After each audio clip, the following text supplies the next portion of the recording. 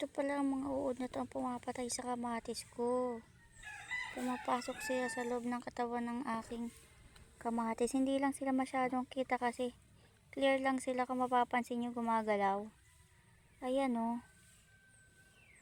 Ang dami kong kamatis na matay. May mga bulaklak na. Ito pala ang dumadaling mga clear na uod na to o. Ang dami nila o. Tulad nito, namatay itong kamatis ko. May bulaklak na to. Pinurol ko yung puno kasi hinahanap ko yung insekto kumain sa kanilang puno. Kaya pala dyan sila namuhay sa mga ugat. Ayan, dami oh. Ang liliit pa nila. Ano bang pampatay sa mga ganitong uod? Nasa lupa sila pala nakatira. Kaya nagkandamata yung aking. Ang ganda naman mga ugat ng aking kamatis. Ang gagal, ang lulusog. Tapos ganyan lang. Ayun oh, yung mga puting gumagalaw. Siya pala yung kumakain sa ugat ng aking mga kamatis at pumapasok sa loob nito.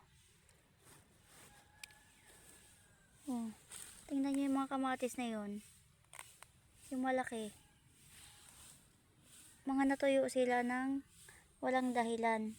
Yung pala dahil dito sa mga uod na to oh. So ano kayong maganda pang spray dito?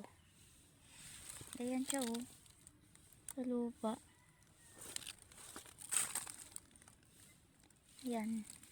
Nanganganak sila. Ay, ito ang dami oh. Ayan oh. Sila ay pumapatay dun sa aking mga kamatis.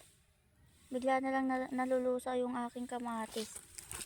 Mamatay dahil pala sa mga ganitong insekto. Ayan, pinatay ko na din silang lahat.